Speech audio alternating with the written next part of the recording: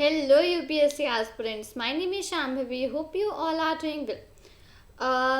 आज हम लोग chapter number 3 that is for class 6 NCERT from history. तो आज हम लोग इसका पूरा समरी लेने वाले हैं इस चैप्टर की. इस चैप्टर में रिस्पेक्टिव क्या चीज़ें मेंशन आउट हैं और इस चैप्टर ये पर्टिकुलर चैप्टर मतलब किस बारे में. ठीक है, तो आज इस चीज़ को हम लोग यहाँ पर समझने वाले हैं.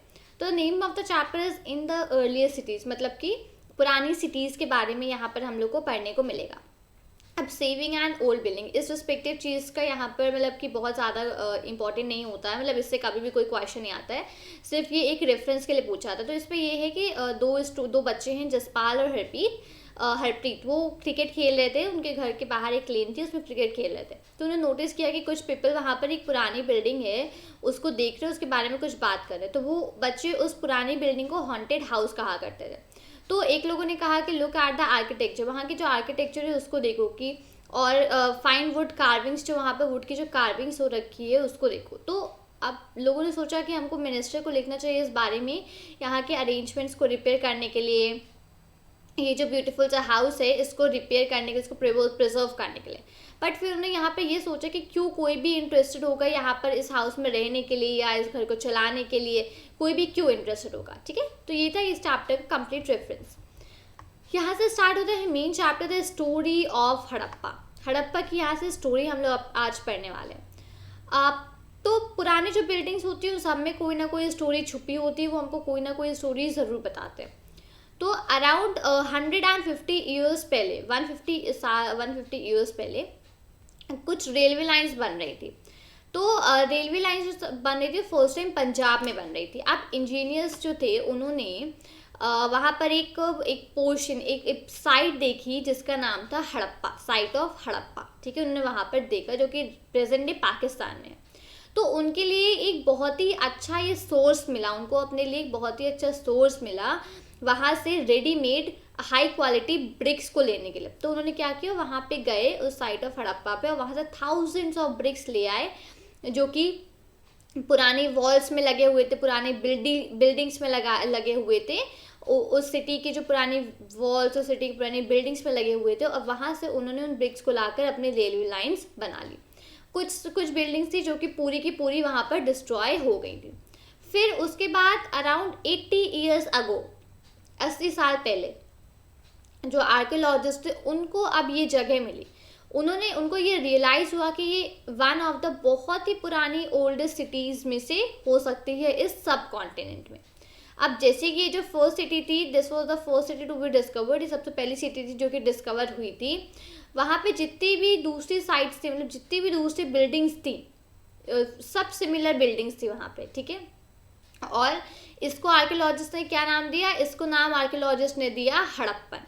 सो all the other sites from where similar buildings were found were described as Harappan. ठीक है, सो ये जो सिटीज़ थी ये अराउंड 4700 ईयर्स पहले बनाई गई थी. ये जो अभी हम लोग सिटीज़ की यहाँ बात करें, जो हड़प्पन सिटी यहाँ पे नाम दिया गया है, ये सिटीज़ अराउंड 4700 ईयर्स पहले बनाई गई थी. वॉट वॉज स्पेशल, अब इन सिटीज़ के बारे में ऐसा स्पेशल क्या था. तो ये जो सिटीज़ थी ये दो पार्ट्स में डिवाइड होती थी. जो ज़्यादातर सिटीज़ यहाँ पर दो पार्ट्स में डिवाइड होती थी. पहला पार्ट क्या था, पहला पार्ट जो था वो वेस्ट की तरफ था, वो छोटा था बट लंबा था, हाइट में लंबा था, हाइयर. ओके, दैट वाज छोटा था बट लंबा था. तो आर्कियोलॉजिस्ट ने उसको क्या नाम दिया, आर्कियोलॉजिस्ट ने उसको नाम दिया एज अ सिटाडल आर्कियोलॉजिस्ट ने उसको नाम दिया. अब जो दूसरा पार्ट था ईस्ट की तरफ, वो बड़ा तो था लेकिन छोटा था, लोअर मतलब छोटा था. तो उसका क्या नाम हुआ, उसको नाम दिया गया लोअर टाउन. सिटाडल और लोअर टाउन यहाँ पे बहुत ही इंपॉर्टेंट टर्म्स है, मेक श्योर कि आप इसको याद रखें. ठीक है, तो आर्कियोलॉजिस्ट ने जो वेस्ट की तरफ पार्ट था वो था छोटा पर लंबा, उसका नाम था सिटाडल, और जो ईस्ट की तरफ था वो था लंबा बट छोटा, जिसका नाम था लोअर टाउन. तो ऐसे बहुत जो वॉल्स वगैरह, जो वहाँ की वॉल्स थी वो बेक्ड ब्रिक्स से बनी हुई थी, जो कि चारों तरफ उसमें बेक्ड ब्रिक्स लगे हुए थे. अभी जो ब्रिक्स थे बहुत ही अच्छी तरीके से बेक करे गए थे, इसी वजह से थाउजेंड्स ऑफ ईयर्स से स्टे कर रहे हैं. अब ये जो सिटीज़ थी इसका क्या था कि ये 4300 ईयर्स पहले सिटीज़ बनाई गई थी, राइट. तो ये सिटीज़ जो थी अब इसमें जो ब्रिक्स तब लगे थे वो अभी 80 ईयर्स पहले तक ये ब्रिक्स वैसे ही वापस से फाउंड आउट हुए। इसका मतलब था कि जो ब्रिक्स थे बहुत ही अच्छी तरीके से यहाँ पर इन ब्रिक्स को बेक किया गया था। ठीक है, अब जो ब्रिक्स थे वो एक इंटरलॉकिंग पैटर्न में लगे हुए थे, जिसकी वजह से जो वॉल्स थी वो काफ़ी स्ट्रांग हुई। अब इंटरलॉकिंग पैटर्न क्या होता है, मैं आपको यहाँ पर पिक्चर दिखाती हूँ इंटरलॉकिंग पैटर्न की। अब यहाँ पर ये जो आप इमेज देख रहे हैं, यहाँ पे जो ब्रिक्स वगैरह लगे हुए हैं इस इमेज में, इसको बोलते हैं इंटरलॉकिंग पैटर्न। इस तरीके का इंटरलॉकिंग पैटर्न यहाँ पर होता है। ठीक है, ये जो ब्रिक्स कुछ अलग टाइप से लगे, कुछ ऐसे फिर कुछ ऐसे, इस तरीके के ब्रिक्स लगे, ये था इंटरलॉकिंग पैटर्न। तो इसी की वजह से जो वॉल्स वगैरह थी वो काफ़ी स्ट्रॉन्ग बनी हुई थी इंटरलॉकिंग पैटर्न की वजह से। अब कुछ सिटीज़ जो थी जो वहाँ पे स्पेशल तरीके की बिल्डिंग्स कंस्ट्रक्ट हुई थी ऑन द सिटाडल। ठीक है, स्पेशल तरीके की बिल्डिंग्स कंस्ट्रक्ट हुई थी सिटाडल पे। एग्जाम्पल उसका क्या है, इसका एग्जाम्पल है Mohenjodaro, a very special tank. ये बहुत ही स्पेशल टैंक है जिसको आर्कियोलॉजिस्ट क्या कहते हैं, इसको आर्कियोलॉजिस्ट कहते हैं ग्रेट बाथ। इसको ग्रेट बाथ भी कहा जाता है, जो कि उस रिस्पेक्टिव एरिया में बना हुआ था। अब ये जो था ये सबसे पहले ब्रिक्स का बना हुआ था, जो भी ग्रेट बाथ था सबसे पहले ब्रिक्स का लाइन से बना हुआ था।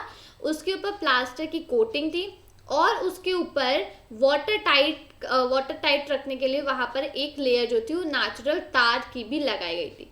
तो ये जो ग्रेट बाथ या जो मोहनजोदाड़ो था ये 3 पर्टिकुलर लेयर्स का बना हुआ था, सबसे पहले ब्रिक्स, फिर प्लास्टर और फिर नेचुरल तार।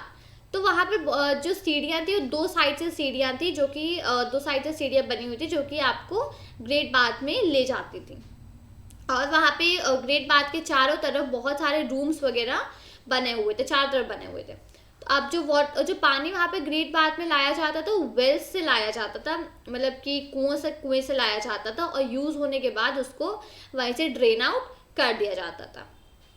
तो जो इम्पोर्टेंट पीपल हुआ करते थे, जो बहुत ज़रूरी पीपल हुआ करते थे, वो स्पेशल लोकेशंस में वहाँ पर डुबकी लगाने आया करते थे, वहाँ पे डिप लेने के लिए वो लोग आया करते थे। अब मोहनजोदाड़ो है कहाँ पर, मैप में अगर हम इसको लोकेट करें तो ये है मैप में मोहनजोदाड़ो, जो कि इंडस रिवर के बैंक्स पर यहाँ पर बना हुआ है। ठीक है, ये थी हमारे इंडस रिवर और इंडस रिवर के बैंक पे यहाँ पर हमारा मोहनजोदाड़ो बना हुआ है। अब यहाँ पर एक इम्पॉर्टेंट चीज़ और है, वो मैं ऊपर हम लोग चल के एक बार इसको वापस से पढ़ लेते हैं, एक सेकेंड।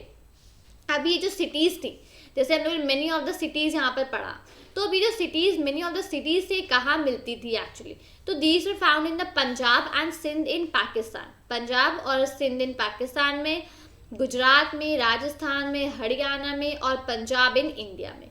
तो आर्कियोलॉजिस्ट ने यहाँ पर यूनिक ऑब्जेक्ट्स मिले हैं इन रिस्पेक्टिव सिटीज़ में, जो भी अभी ऊपर मेंशन अप हुई हैं। इन रिस्पेक्टिव सिटीज़ में यूनिक ऑब्जेक्ट्स का एक सेट मिला है, जैसे कि रेड कलर की डिज़ाइंस मिली हैं, रेड कलर के पॉट्स मिले हैं जिसमें कि ब्लैक कलर से डिज़ाइन बनी हुई है, कुछ स्टोन वेट्स मिले हैं और कुछ स्टील्स मिली है, कुछ स्पेशल बीड्स, कॉपर टूल्स और parallel side long stone blades. तो ये सब चीज़ें वहाँ पर इन सारी सिटीज़ में मिली हैं, कुछ स्पेशल चीज़ें। अब इन सब चीज़ों का क्या मतलब है, ये सब आगे चैप्टर में ऑलरेडी डिस्क्राइब है, तो वहीं पे चल के आपको बताऊंगी। ठीक है, अब कुछ और भी सिटीज़ थी जैसे कि कालीबंगन और लोथल, कालीबंगन एंड लोथल 2 और सिटीज़ थी यहाँ पे। तो अब इन सिटीज़ में फायर ऑल्टार्स थे। फायर ऑल्टार्स मतलब कि जैसे कि जब भी हवन वगैरह करा जाता है तो मतलब मूवीज़ वगैरह में देखा होगा, जो भी हवन होता है तो उसमें कुछ एक रेक्टेंगुलर शेप का कुछ ऐसे मतलब कुछ स्लाइडिंग शेप में रेक्टेंगुलर शेप का बना होता है, राइट। उसमें फिर सबसे पहले एक बड़ा रेक्टेंगल नीचे, फिर उसके ऊपर और छोटा, फिर और छोटा और छोटा, फिर जो सबसे ऊपर सबसे छोटा रेक्टेंगल होता है उसमें हवन के लिए सब सामान रखा जाता है, राइट। तो यही इसी को बोलते हैं फायर ऑल्टार्स। तो मे बी वहाँ पे क्या हुआ करता था, मे बी वहाँ पे सैक्रिफाइसेस परफॉर्म हुआ करते थे, मे बी वहाँ पर सैक्रिफाइसेस परफॉर्म हुआ करते थे। और कुछ सिटीज़ जैसे कि मोहनजोदाड़ो, हड़प्पा, लोथल, इन सब में स्टोर हाउसेस भी हुआ करते थे। ठीक है, ये है ग्रेट बाथ का पिक्चर जो कि मैं बता रही थी। ये यहाँ पे ये है ग्रेट बाथ बीच में, ये जी स्टेप्स मतलब ये यहाँ पे ये सीढ़ियाँ और यहाँ से भी ऐसी सेम सीढ़ियाँ होंगी। और ये जो चारों तरफ ये जो हम लोग ये हैं, ये सारे चारों तरफ छोटे छोटे रूम्स हैं, जैसे कि बताया गया था कि चारों तरफ यहाँ पे छोटे छोटे रूम्स बने हुए हैं। ठीक है, ये है the great bath. Houses, drains and streets. अब किस तरीके के हाउसेज हुआ करते थे, क्या ड्रेन्स का सिस्टम हुआ करता था, किस तरीके की स्ट्रीट्स हुआ करती थी। तो जो हाउसेज होते थे जनरली 1 स्टोरी या 2 स्टोरी हुआ करते थे with rooms build around a court yard. अब देखिए कोर्ट यार्ड क्या होता है, कोर्ट यार्ड बीच में एक बहुत मतलब एक बीच में बहुत बड़ा सा आंगन हुआ करता था, आंगन कह लो या आप ये कह लो, बीच एक बहुत बड़ा सा रेक्टेंगुलर शेप का स्पेस हुआ करता था, और अब उसके चारों तरफ बहुत सारे रूम्स बने हुआ करते थे। वो होते इस तरीके के रूम, इस तरीके के घर पहले होते थे। तो ज़्यादा से ज़्यादा सिंगल स्टोरी या 1 स्टोरी या 2 स्टोरी, इससे ज़्यादा बड़े नहीं हुआ करते थे। अब एक रेक्टेंगुलर शेप का पीछे बहुत बड़ा सा मतलब एम्प्टी स्पेस है, आप उसको आंगन कह लो। अब उसके चारों तरफ रूम्स बने हैं, तो मतलब काफ़ी सारे रूम्स हो जाते होंगे। तो वही इसी की वजह से या तो 1 स्टोरी या 2 स्टोरी, उससे ज़्यादा हाई नहीं हुआ करते थे पहले के हाउसेस। यहाँ पर नीचे पिक्चर भी दी हुई थी समवेयर, नहीं इधर पे नहीं मेंशन है, ठीक है। अब बहुत सारे जो हाउसेस, तो इनमें सेपरेट बाथिंग एरिया होता था और कुछ में अलग से पानी सप्लाई के लिए कुएं लगे होते हैं, वेल्स हुआ करते हैं, ठीक है। अब इससे बहुत सारी जो सिटीज़ थी हैड कवर्ड ड्रेन्स, बहुत सारी सिटीज़ में ना ड्रेन्स का ड्रेनेज वाला सिस्टम भी पूरा होता था। ये तो वही बात है, क्या नाम है, हम लोगों ने ऊपर इंटरलॉकिंग सिस्टम का पढ़ा था, ठीक है। Although each drain has a gentle slope so that water could flow through it. अब जितने भी ड्रेन्स होते थे मतलब उनका एक जेंटल स्लोप होता था ताकि जो वाटर है वो बहुत अच्छे से फ्लो कर सके। अब यहाँ पर इस पिक्चर की बात हो रही है, यहाँ पर जो भी चीज़ें हैं आपको कुछ यहाँ पे ढंग से समझ नहीं आ रहा होगा, बस यहाँ पे सीधे सब कुछ लेआउट मतलब सीधा सब कुछ यहाँ पे ऐसे स्ट्रेट दिख रहा होगा, बट यहाँ पे जो ब्रिक्स वगैरह लेआउट करे गए हैं, जो भी यहाँ पे बनाया गया है काफ़ी स्मूथ बनाया गया ताकि जो वाटर जो ड्रेनेज सिस्टम है वो प्रॉपर हो सके और वाटर का जो फ्लो है वो प्रॉपर फ्लो हो सके, ठीक है। तो जो ड्रेन्स थे हाउसेस में वो स्ट्रीट से कनेक्ट होते थे। अब जो छोटे छोटे ड्रेन्स होते थे वो स्ट्रीट से कनेक्ट होते थे, तो धीमे धीमे वो अपने आप ही बड़े ड्रेन्स में कन्वर्ट होते जाते थे। तो ये जो ड्रेन्स थे ये कवर अप होते थे, तो और इनके बीच में क्या होता था, छोटे छोटे होल्स होते थे, छोटे छोटे होल्स मतलब इंस्पेक्शन होल्स होते थे, ताकि जब भी वो जो ड्रेन्स है वो भर जाए तो उनको वहाँ पे टाइम टाइम पे क्लीन कर सके। तो इसलिए यहाँ पर ये भी मतलब इंस्पेक्शन होल्स बने हुआ करते थे। अब ऑल 3 हाउसेस, ड्रेन्स और स्ट्रीट्स, ये तीनों प्रोबेबली एक ही समय पे प्लान हुए थे और ऑलमोस्ट एक ही टाइम पे ये तीनों बनाए भी गए थे, ठीक है। अब लाइफ इन द सिटी, अब हड़प्पन सिटी की लाइफ कैसी हुआ करती थी। अब हड़प्पन सिटी एक बहुत ही ज़्यादा बिजी प्लेस थी, मतलब आना जाना लोगों का, काम करने से पूरा लगा रहता था। तो वहाँ पे बहुत सारे लोग थे जो कि बिल्डिंग्स बनाने के लिए स्पेशल कंस्ट्रक्शन को प्लान वगैरह करते थे। उस सिटी में जो भी बिल्डिंग्स वगैरह बनती थी, स्पेशल बिल्डिंग्स होती थी, उनके कंस्ट्रक्शन को प्लान करने के लिए भी बहुत सारे लोग होते थे। अब प्रोबेबली वो क्या होंगे, प्रोबेबली उनको रूलर्स ही कहा जाता होगा, राइट। तो ऐसा कहा जाता था that rulers send people to distant lands to get metal, precious stones and others things that they wanted. अब जो रूलर्स होते थे वो वहाँ के लोगों को दूसरी जगहें भेजा करते, दूसरे लैंड पे भेजा करते थे कि इसलिए वहाँ से सामान इकट्ठा करने के लिए, जैसे कि मेटल या प्रीशियस स्टोन्स या और भी जो चीज़ें उनको चाहिए होती थी, उन सब के लिए वो लोगों को दूसरी जगहों पर भेजा करते थे, ठीक है। So they may have kept the most valuable objects such as ornaments of gold and silver और ब्यूटीफुल बीड्स फॉर देमसेल्फ। तो जो भी बहुत ही ज़्यादा वैल्यूएबल ऑब्जेक्ट्स होते थे, बहुत ही प्रीशियस चीज़ें होती थी, जैसे प्रीशियस स्टोन्स, गोल्ड, सिल्वर, इनके ऑर्नामेंट्स, ब्यूटीफुल बीड्स, तो ये सारी चीज़ें वो लोग खुद के लिए ही रख लेते थे। And there were scribes, people who knew how to write, who helped prepare the seals and perhaps wrote on other materials that have not survived। अब वहाँ पर क्या हुआ करते थे, वहाँ पर स्क्राइब्स हुआ करते थे।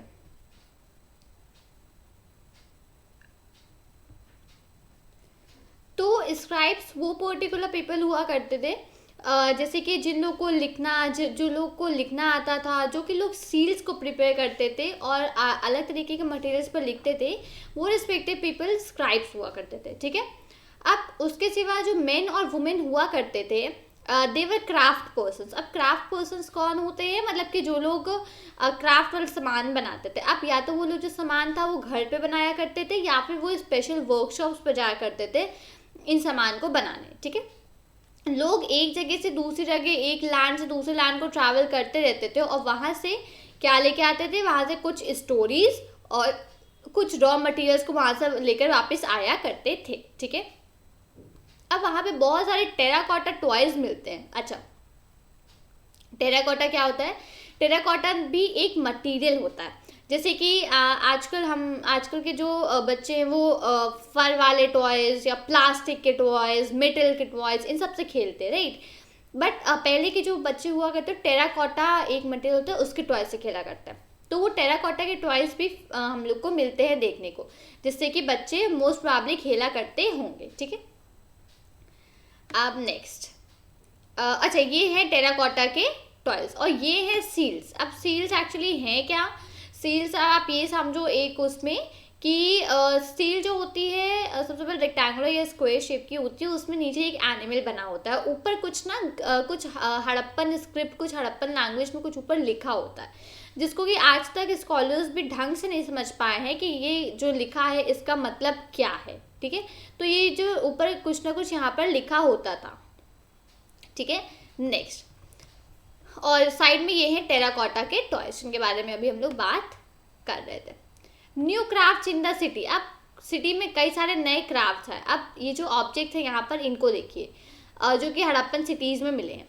बहुत सारे यहाँ पे जो आर्कियोलॉजिस्ट को बहुत सारी चीज़ें मिली हैं, वो या तो स्टोन या शेल, मेटल, इन सब चीज़ों से बनी हुई होती हैं। अब मेटल कौन कौन से metals? Mainly copper, bronze, gold and silver.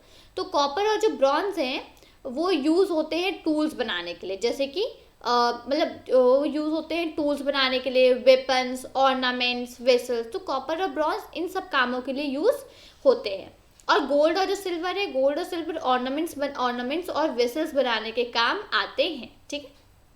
Perhaps जो बहुत ही एक स्ट्राइकिंग फाइंड थी वो थी बीट्स, वेट्स और ब्लेड्स की, ठीक है। नेक्स्ट, अब स्टोन वेट्स क्या होते हैं इसके बारे में हम लोग पढ़ रहे थे। तो अब देखिए, जैसे कि मैं आपको एग्जांपल देती हूँ, जैसे कि राइट नाउ हम लोग आप किसी ग्रॉसरी शॉप में गए कुछ खरीदने, ठीक है। मान लीजिए वो दाल आप खरीदने गए, कोई पल्सेस, तो आप क्या बोलते हो कि सर जो भी शॉपकीपर है उससे कहते हो भैया मुझे ये 1 kg दे दीजिए या 2 kg, इस हिसाब से आप बोलते हो कि मुझे दे दीजिए, ठीक। अगर उसके पास पैकेट नहीं होता है, पैकेट में पैक्ड अप नहीं होती, तो क्या करते हैं, एक तराजू टाइप का होता है, उसमें एक साइड कुछ वेट रखते हैं और एक साइड आपके जो पल्सेस हैं उनको रखते हैं और उसको दोनों को वेट करते हैं।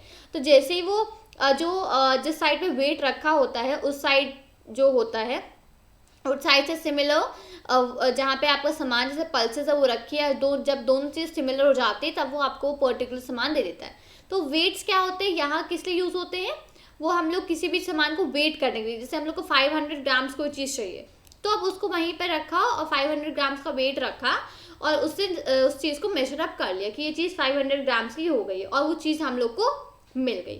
तो ये होते हैं आजकल के टाइम में जो वेट्स हम लोग यूज़ करते हैं, राइट। इसी तरीके से पहले भी स्टोन वेट्स प्रेजेंट होते थे जो कि मतलब जो कि या तो क्यूब या क्यूबिकल शेप में हुआ करते थे। तो ये किस चीज़ के बने होते हैं, चर्ट एक टाइप का स्टोन समझ लीजिए, ठीक है, उसके बने हुए होते थे। और ये किस लिए यूज़ होते थे, बेसिकली प्रेशियस स्टोन्स और मेटल्स, इनको वेट करने के लिए यहाँ पर ये यूज़ हुआ करते थे। तो ये था स्टोन वेट्स, ठीक है। अब यहाँ पे जो पिक्चर बनी हुई है राइट में जो है ये है बीट्स, ठीक है। अब यहाँ पे बहुत सारे जो बीट्स थे वो कार्नेलिन के बने होते थे, कार्नेलियन, ठीक है। ये एक ब्यूटीफुल रेड स्टोन है ये वाला, ठीक है। The stone was cut, shaped, polished and finally a hole was bored through the center so that the string could be passed through it. अब ये जो यहाँ पे जो भी स्टोन है इसको अच्छे से कट करा जाता था, फिर इसको शेप करते थे और फिर इसको पॉलिश करा जाता था और फाइनली उसके बीच में एक होल बना दिया जाता था जिससे कि जो भी स्ट्रिंग वगैरह है वो उस होल से पास होकर कई सारे बीट्स एक साथ इकट्ठा हो सके, ठीक है। और ये क्या है, ये है स्टोन ब्लेड्स, ठीक है। स्टोन्स वगैरह को कट करने के लिए इन सब चीज़ों के लिए स्टोन ब्लेड्स यूज होती थी। तो जो हड़प्पन्स थे वो सील्स बनाते थे स्टोन्स की, ठीक है। ये जो क्या होती थी, जनरल रेक्टेंगुलर शेप की हुआ करती थी और यूजुअली इनमें कोई ना कोई एनिमल बना हुआ होता था। मैंने आपको बताई वो चीज़, राइट। अब जो हड़प्पन थे वो पॉट्स भी बनाया करते थे, मटके बनाया करते थे बहुत ही खूबसूरत ब्लैक कलर के डिज़ाइन से, जो कि पेज नंबर 6 पे पहले ही हम लोग देख चुके हैं, ठीक है। अब कॉटन जो थी, कॉटन वो probably grown at Mehrgarh about 7,000 years ago. अब मेहरगढ़ में around 7,000 years ago cotton grow करनी चालू हुई। तो जो क्लॉथ के जो एक्चुअल पीसेस थे वो कहाँ मिले, और to the lid of the silver was and some copper objects at Mohenjodaro. तो जो कॉटन जो क्लॉथ था उसके जो एक्चुअल पीसेस थे वो कहाँ मिले, जैसे कि एक सिल्वर कलर का वाज था, उसके ऊपर का जो ढक्कन था, तो उस ढक्कन में अटैच वो जो क्लॉथ के एक्चुअल पीसेस है वो उस ढक्कन में अटैच मिले। और कुछ कॉपर ऑब्जेक्ट्स एट मोहनजोदाड़ो, और मोहनजोदाड़ो पे कुछ कॉपर ऑब्जेक्ट्स भी मिले। तो archaeologists have also found spindle whorls, one second. So archaeologists have also found the spindle wheels made of terracotta and fans. These were used to spin thread. अब threads को spin करने के लिए, threads को बनाने के लिए भी वहाँ पर टेराकोटा और फायंस से बने हुए स्पिंडल मोल्ड्स मिले। ठीक है। अब फायंस क्या होता है, ये एक स्टोन कह लो या शेल कह लो जो कि नेचुरली फाउंड होता है। Fence is a material that is artificially produced. फाइंस ये जो मटेरियल होता है ये आर्टिफिशियली प्रोड्यूस होता है। A gum was used to shape sand or powdered quartz into an object. The objects were then glazed, resulting in a shiny glassy surface. The colors of the glaze were usually blue or green, sea green. एक गम होता था जिसको कि shape use to shape the sand और powdered quartz into an object. जो sand को shape करने के लिए या जो पाउडर्ड क्वार्ट्स होती थी उसको शेप करने के लिए यूज होता था, एक गम होता था। तो ये जो ऑब्जेक्ट्स थे उनको फिर मतलब ग्लेज मतलब कि घिसा जाता था ताकि वो एक शाइनी ग्लासी सरफेस उससे हम लोग को मिले। और ये जो कलर्स हुआ करते थे ग्लेज के वो यूजुअली या तो ब्लू हुआ करते थे या सी ग्रीन हुआ करते थे। तो जो फाइंस जो मटेरियल है, स्टोन कह लो या शेल कह लो, कुछ भी कह लो, तो ये फाइंस किस लिए यूज होता था, मेनली ये बीड्स, बैंगल्स, ईयरिंग्स और टाइनी वेसल्स, इन चारों चीज़ों को बनाने के लिए काम आया करता था। ठीक है, होप यू आर क्लियर। तो मैनी ऑफ द थिंग्स वो produce probably the work of specialist. अब ये सब जो चीज़ें, इसमें ज़्यादातर जो चीज़ें प्रोड्यूस होती थी वो मेनली किसका काम होता था, mainly that was the work of specialist. कौन होते हैं ये स्पेशलिस्ट?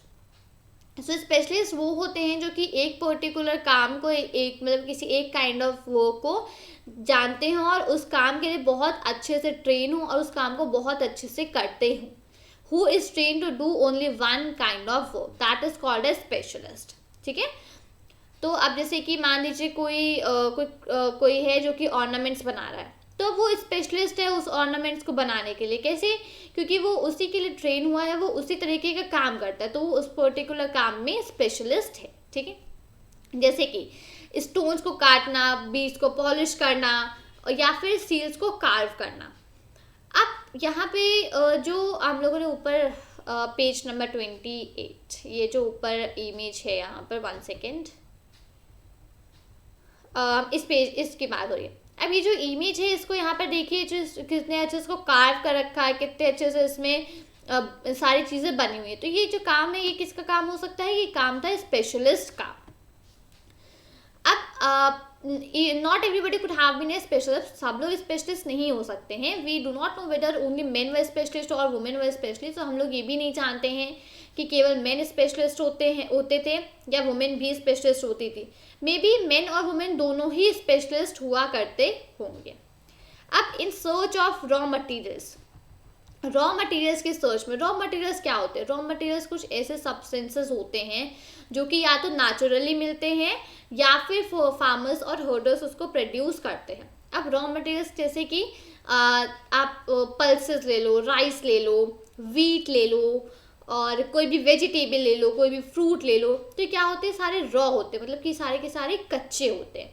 तो ये कैसे प्रोड्यूस होते हैं? या तो ये नेचुरली मिलते हैं। अब जो फ्रूट्स हैं उसको फार्मर्स ग्रो करते हैं और ये सब चीज़ें या तो नेचुरली मिलती है, जैसे कि वुड, लकड़ी, ये नेचुरली मिलती है, राइट।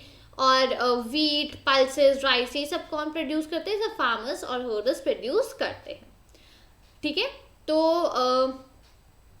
फिर इसके बाद ये सब जो सामान है, ये सब जो चीज़ें हैं, जो रॉ मटेरियल्स है, इसको प्रोसेस करा जाता है फिनिश्ड गुड्स को प्रोड्यूस आउट करने के लिए। जैसे कि एग्जांपल लेते हैं, जो कॉटन है वो फार्मर्स प्रोड्यूस करते हैं, वो एक रॉ मटेरियल है जिसको कि बाद में प्रोसेस करा जाता है कपड़े बनाने के लिए। ठीक है। अब बहुत सारे रॉ मटेरियल्स हैं जो हड़प्पन्स यूज़ करते थे वो लोकली मिलते थे, मतलब देवर अवेलेबल लोकली, ठीक है, वो लोकली मिल जाते थे। और कुछ आइटम्स जो हैं वो कि दूर दूर की जगहों से लाने पड़ते थे। तो कौन से आइटम दूर की जगहों से लाने पड़ते थे, जैसे कि copper, tin, gold, silver, precious stones. तो ये सारी चीज़ें डिस्टेंस प्लेसेस, मतलब दूर की जगहों से लाने पड़ते थे। लोकली कौन से अवेलेबल हो जाते थे, लोकली जो अवेलेबल होते थे वीट, राइस, पल्सेस, वुड, और ये सब चीज़ें लोकली अवेलेबल हो जाती थी, ठीक है। नाउ द हड़प्पन्स, जो हड़प्पन्स है प्रोबेबली वो कॉपर लाया करते थे, गॉट कॉपर फ्रॉम, जो प्रेजेंट डे राजस्थान में है, या फिर जो ओमन जो कि वेस्ट एशिया में है, ठीक है। अब टिन, टिन भी एक मेटल होता है, राइट, अभी हम लोगों ने ऊपर पढ़ा भी था इसके बारे में। टिन, तो जो टिन है वो कैसे बनता है, वो कॉपर और ब्रॉन्ज, सॉरी, टिन और कॉपर को ब्रॉन्ज मिक्स करके ब्रॉन्ज मेटल बनता है। टिन मेटल और कॉपर मेटल को मिक्सअप करके ब्रॉन्ज मेटल बनता है, जो कि कहाँ से लाया जाता है, जो कि प्रेजेंट डे अफगानिस्तान और ईरान, उस जगह से ये लाया जाता था। अब गोल्ड जो है वो मेनली कहाँ से, कर्नाटका से लाया जाता था, जो कि प्रेजेंट डे कर्नाटका है। और जो प्रेशियस स्टोन्स है वो कहाँ से लाए जाते थे, जो कि प्रेजेंट डे गुजरात, ईरान और अफगानिस्तान है, वहाँ से प्रेशियस स्टोन्स को लाया जाता था। अब food for people in the cities, अब जो लोग सिटीज़ में रहते थे उनके लिए खाना, अनाज, ये सब चीज़ें कहाँ से आती थी। तो बहुत सारे लोग जैसे कि सिटीज़ में रहते थे, कुछ कंट्री साइड पे रहते थे जो कि अनाज उगाते थे, ठीक है। जो कंट्री साइड में लोग रहते थे वो अनाज को उगाया करते थे, एनिमल्स की रियरिंग करते थे, ये सब काम वो करते थे। तो जो फार्मर्स और हर्डर्स हुआ करते थे, वो जो खाना जो फूड था उसको क्राफ्ट पर्सन, स्क्राइब्स या फिर रूलर्स को सप्लाई करते थे, जो कि सिटीज़ में होते थे, ठीक है। तो इस तरीके से जो भी खाना वगैरह था वो सिटीज़ में आ जाता था। अब बहुत सारे प्लांट्स के रिमीन्स, मतलब प्लांट्स के बचा कुचा जो भी रिमीन्स है वो मिला है, जो कि हड़प्पन्स ग्रो करते थे। जैसे कौन कौन से प्लांट्स का मिला है, wheat, barley, pulses, peas, rice, sesame, linseed और मस्टर्ड, ठीक है। ये सारे जितने प्लांट्स हैं इन सब का रिमेन्स मिला है। अब वहाँ पर एक नया टूल इंट्रोड्यूस हो गया था जिसका नाम था प्लो। अब वो किस लिए काम आता था, वो सबसे पहले मिट्टी खोदने के काम आता था, जो नीचे का सॉइल था वो ऊपर लाकर दोनों सॉइल्स को मिक्स करने के काम आता था, और फिर उसमें सीड्स को प्लांट किया जाता था ताकि वहाँ पे पेड़ उगे, ठीक है। तो इसलिए मेन जो प्लो था वो काम आता था। अब जो प्लो बना होता था वो वुड का बना होता था, तो वो इतना बाद टाइम तक एग्जिस्ट नहीं करता है, बट जो टॉय मॉडल्स थे वो देखने को मिल जाते हैं। तो कुछ इस तरीके के यहाँ पे ये जो मॉडल आपको देखने को मिल रहे हैं, कुछ इस तरीके के प्लॉज हुआ करते थे, टॉय मॉडल ही है, क्योंकि रियल वाला अभी तक एग्जिस्ट नहीं, वो सर्वाइव नहीं कर पाया अभी तक, ठीक है, क्योंकि वुड का बना होता था। तो अब जैसे कि जो रीजन है यहाँ पे ज़्यादा हेवी रेनफॉल नहीं होती, ज़्यादा पानी नहीं बरसता है यहाँ पर, तो उसके लिए उनको वाटर भी कहीं ना कहीं स्टोर करना पड़ता होगा, क्योंकि उनको फील्ड्स में पानी को सप्लाई करना पड़ता था, प्लांट्स को ग्रो करना पड़ता था, तो उसके लिए वाटर भी कहीं ना कहीं सप्लाई स्टोर करना पड़ता, मतलब इरिगेशन करना पड़ता। तो उसके लिए क्या करते थे वो लोग, इरिगेशन के लिए वाटर को स्टोर करते थे, जो कि स्टोर करने के बाद वो लोग फील्ड्स में सप्लाई करते थे और उसी से प्लांट्स को ग्रो करते थे, ठीक है। Next, the Harappans Rudyard cattle. अब जो हड़प्पन्स होते थे वो कैटल्स की रियरिंग करते थे, शीप की रियरिंग करते थे, बुफलो और गोट की रियरिंग करा करते थे। वाटर और पास्चर्स जो थे वो सेटलमेंट के काफ़ी सारे एरियाज़ में अवेलेबल होते थे, मेनली जो ड्राई समर मंथ्स में होता था, मतलब जैसे कि जब बहुत ज़्यादा गर्मी पड़ रही होती थी तब जो बहुत बड़े बड़े झुंड होते थे एनिमल्स के, उनको प्रोबेबली वहाँ से ले करके काफ़ी दूर जगहों पे जाया करते थे लोग, ग्रास और वाटर की सर्च में, कि उनको घास और पानी की सर्च में जो झुंड होता था एनिमल्स का, उनको लेकर काफ़ी दूर दूर तक जगहों पर जाया करते थे।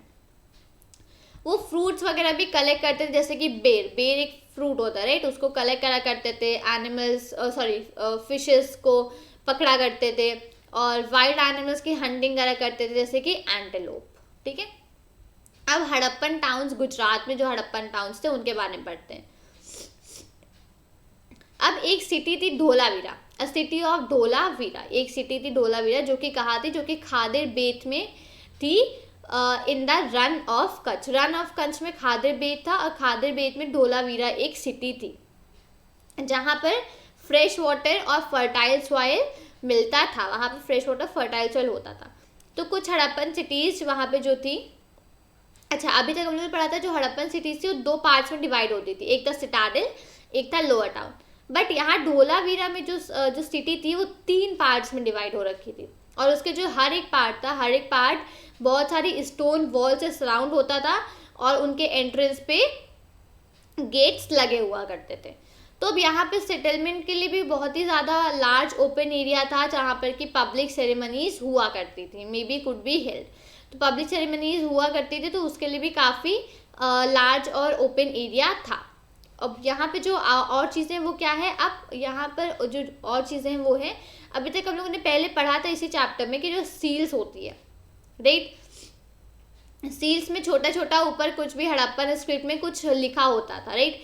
बट यहाँ पर धोलावीरा सिटी में क्या मिला, धोलावीरा सिटी में हम लोग को मिला कि यहाँ पर हड़प्पन स्क्रिप्ट के बहुत बड़े बड़े बहुत लार्ज लेटर्स मिले, जो कि वुड के अंदर लिखे गए हैं, वो भी वाइट स्टोन से, ठीक है। तो ये यहाँ पे एक यूनिक चीज़ हम लोग को मिली, क्योंकि अभी तक हम लोगों ने यही पढ़ा था कि जो हड़प्पन राइटिंग है वो सब सिर्फ छोटे छोटे ऑब्जेक्ट्स में मिलती है, जैसे कि सील्स के ऑब्जेक्ट में, ठीक है। अब जो सिटी ऑफ लोथल, अब एक यहाँ पे एक लोथल सिटी है जो कि ट्रिब्यूटरी ऑफ साबरमती के मतलब साबरमती के जस्ट बगल में सिचुएटेड है, जो कि गुजरात में है, और वो कहाँ है, वो close to the Gulf of Khambhat, Gulf of Khambhat के बहुत ही ज़्यादा क्लोज है। ट्रिब्यूटरी क्या होती है, जो छोटी छोटी रिवर्स होती हैं वो लार्ज रिवर में जाकर मिक्सअप हो जाती है, वो होती हैं ट्रिब्यूटरीज। तो अब ये जो लोथल थे, it was situated near areas में raw material such as semi precious stones were easily available. अब ये ऐसी जगह पर थी जहाँ पर आसपास जैसे रॉ मटेरियल्स जो होते थे, जो सेमी प्रेशियस स्टोन्स होते थे, वो बहुत ही आसानी से अवेलेबल हो जाते थे। तो एक बहुत ही इंपॉर्टेंट सेंटर था ऑब्जेक्ट्स बनाने के लिए, objects out of stone, for making objects out of stone. Stones जो होते थे उससे ऑब्जेक्ट्स बनाने के लिए एक बहुत ही इंपॉर्टेंट सेंटर था। शेल और मेटल, इन सारी चीज़ों से यहाँ पर ऑब्जेक्ट्स बना करते थे। There were also store house in the city, city में एक स्टोर हाउस भी हुआ करता था, जिसमें कि बहुत सारी सीलिंग्स और बहुत सारे सील्स देखने को मिलते हैं, ठीक है। ये कुछ इस तरीके का ये यहाँ पर एक डॉकयार्ड एट लोथल, ये डॉकयार्ड है एक लोथल पे, जिसमें कि बोट्स और शिप्स आया करती थी सीज के थ्रू और रिवर चैनल के थ्रू, और यहाँ पर गुड्स का प्रोबेबली लोडिंग और अनलोडिंग हुआ करती थी, ठीक है। अब एक बिल्डिंग वहाँ पे मिली है जिसमें कि मेनली बेसिकली वो एक जगह थी जहाँ पर बीट्स बनाए जाते, मतलब वर्कशॉप थी, काम करने की एक शॉप थी जहाँ पर बीट्स बनाए जाते थे। अब वहाँ पे और क्या क्या चीज़ें मिली हैं, वहाँ पर पीसेस ऑफ स्टोन के कुछ पीसेस मिले हैं, आधे बने हुए बीट्स मिले हैं, टूल्स मिले हैं जो कि बीट्स बनाने के काम आते हैं, और कंप्लीट बने हुए बीट्स भी मिले हैं, ठीक है। अब नेक्स्ट सील्स एंड सीलिंग्स। अब सील्स एंड सीलिंग्स क्या होता है, तो सील्स क्या होते हैं, सील्स एक स्टैम्प बैग्स या पैकेट्स कंटेनिंग गुड्स इसके तरीके यूज़ होते हैं। तो क्या होता था, वो एक जगह से दूसरी जगह भेजे जाते थे। अब जैसे कि जो बैग था, जो भी जैसे स्टैम्प बैग्स, ठीक है, जैसे हमने बैग से बात करी, अब जो after a bag was close और टाइट, अब कोई भी बैग है उसको बांध दिया, उसको बंद कर दिया, तो उसके ऊपर एक वेट क्ले की लेयर लगा दी जाती थी, ठीक है। लेयर वॉज जो उसकी नॉट होती थी, जहाँ पे जो बैग था उसकी जब जहाँ पे नॉट टाई करी जाती, जहाँ गांठ लगाई जाती थी, तो वहाँ पर एक वेट क्ले की लेयर अप्लाई कर दी जाती थी, और सील जो थी, सील को उसके ऊपर प्रेस किया जाता था। तो जो इम्प्रेशन बनता था उस सील पे, उसको बोलते हैं सीलिंग। तो मेनली ये किस काम आती थी, मेनली ये इसको एश्योर करने के लिए काम आती थी कि जो भी गुड्स, जो भी सामान भेजा है वो सेफली अराइव कर रहा है कि नहीं, ठीक है। The mystery of the end, तो कहीं अराउंड 3900 ईयर्स पहले हम लोगों ने ये बिगनिंग हुई, वहाँ पे एक बहुत ही बड़ा चेंज हुआ। लोग बहुत सारी सिटीज़ में रहना लोगों ने बंद कर दिया। सील्स को लिखना, वेट्स, राइटिंग, ये सब चीज़ें अब और ज़्यादा यूज़ नहीं होती थी। रॉ मटेरियल्स जो कि दूर दूर जगहों से पहले लाए जाते थे, अब वो काम बहुत कम हो गया था। मोहनजोदाड़ो में हम लोगों ने क्या मिला, हम लोग को वहाँ पर पहले वो बहुत क्लीन सिटी थी, ग्रेट बात था, ड्रेनेज सिस्टम बहुत प्रॉपर था। तो अब क्या मिला वहाँ पर, अब जो था गार्बेज बहुत सारा एक जगह इकट्ठा हो रखा था, ड्रेनेज सिस्टम टूट चुका था, हाउसेस जो थे वो हाउसेस अच्छे नहीं बनते थे, पहले 1 स्टोरी या 2 स्टोरी हाउसेस बना करते थे, राइट, बट अब ऐसा कुछ नहीं था, हाउसेस जो थे वो लेस इम्प्रेसिव थे, और इवन उनको स्ट्रीट्स के ऊपर बना दिया गया था। तो अब ये सारी चीज़ें थी, ये सारी चीज़ें क्यों हुई इसके बारे में हम लोग बहुत ज़्यादा श्योर नहीं है, लेकिन मे बी जो स्कॉलर्स है वो ये कहते हैं कि जो रिवर्स हैं वहाँ पे, जो रिवर्स थी वहाँ पे वो सूख गई थी, या फिर दूसरे लोग कहते हैं कि डिफॉरेस्टेशन हो गया था, मतलब कि फॉरेस्ट वगैरह ख़त्म हो गए थे। तो अब फॉरेस्ट वगैरह ख़त्म होने का क्या रीज़न हो सकता है कि फ्यूल की ज़रूरत पड़ती थी, ब्रिक्स को बेक करने की ज़रूरत पड़ती थी, copper ore, smelting of copper ores के लिए ज़रूरत पड़ती थी। तो इन्हीं सब वजहों से डिफॉरेस्टेशन का हो सकता है। अब जो बहुत ही बड़े बड़े एनिमल्स के झुंड होते हैं, जैसे कैटल, शीप, गोट, तो ये सब क्या करते थे, ये सब घास वगैरह खाया करते, तो इसकी वजह से जो भी ग्रीन एरिया था वो डिस्ट्रॉय हो गया था। कुछ एरियाज में वहाँ पर फ्लड्स आ गए थे, मतलब बाढ़ आ गई थी। बट ये जितने भी रीजंस हैं, ये रीजंस एक भी कोई बहुत सही से वैलिड नहीं है, कोई बहुत ही अच्छा सा एक्सप्लेन नहीं कर पा रहा है कि सिटीज़ का एंड क्यों हुआ। फ्लडिंग मतलब बाढ़ आना या पानी का सूख जाना, ये तो कुछ ही एरियाज़ में हुआ होगा, ऐसा तो है नहीं कि पूरी सिटी में हुआ हो, तो कुछ एरियाज़ में हुआ होगा। ऐसा हो सकता है कि जो रूलर्स थे उनका अपना कंट्रोल लूज़ हो गया हो। तो इन सब केसेस में इन दिस चेंज, इन सब इफेक्ट से जो चेंज है वो बहुत ही साफ दिखता है, ठीक है। अब जो sites in Sindh, west Punjab, अब यहाँ पर लोग मतलब प्रेजेंट डे पाकिस्तान, यहाँ पर अब लोगों ने रहना वगैरह ख़त्म कर दिया था। अब लोग धीमे धीमे नए और छोटे सेटलमेंट से मूव कर रहे थे, जो कि ईस्ट और साउथ की तरफ थे। अब लोग इस तरफ मूव कर रहे थे। अब पहले ये था, अब 1400 ईयर्स बाद यहाँ पर अब नई सिटीज़ का इमर्ज होना चालू हुआ, मतलब लोग नई सिटीज़ में रहना चालू किया, जो कि 1400 ईयर्स बाद। अब इसका डिटेल्ड एक्सप्लेनेशन हम लोग को चैप्टर 5 और 8 पे मिलेगा। तो यहीं पे हम लोग को चैप्टर नंबर 3 की समरी कंप्लीट होती है। तो इस कंप्लीट चैप्टर में हम लोगों ने पुरानी सिटीज़ के बारे में जाना, वहाँ के रहने का लोग कैसे रहते थे, कैसे अपना लाइवलीहुड रन करते थे, और कई सारी चीज़ों के बारे में हम लोगों ने इस रिस्पेक्टिव चैप्टर में जाना। तो होप कि आपको वीडियो अच्छी लगी होगी। आपको अगर वीडियो अच्छी लगी हो तो वीडियो को लाइक करिए, कमेंट करें, शेयर करें, और चैनल को सब्सक्राइब करना मत भूलिएगा। मिलती हूँ आपसे नए वीडियो के साथ। Till then, thank you and take care. जय हिंद।